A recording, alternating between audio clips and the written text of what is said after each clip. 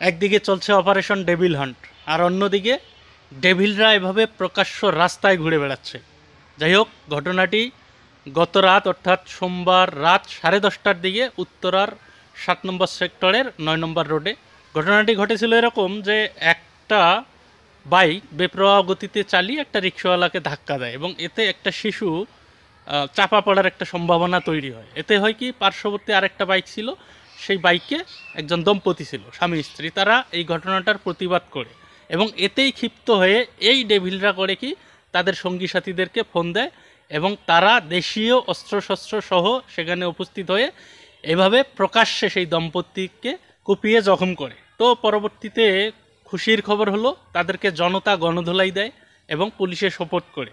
তো এদেরকে আমরা এই যে আইনের আওতায় তাদেরকে নিয়ে আসা হলো, তাদের জন্য যথাযোগ্য শাস্তি হয়। ভাই, যারা ডেভিল তারা কিন্তু ওই যে একটা দুইটা মামলার ভয় করে না ভাই, তাদের দেখবেন যে শত শত মামলা ঝুলে আছে।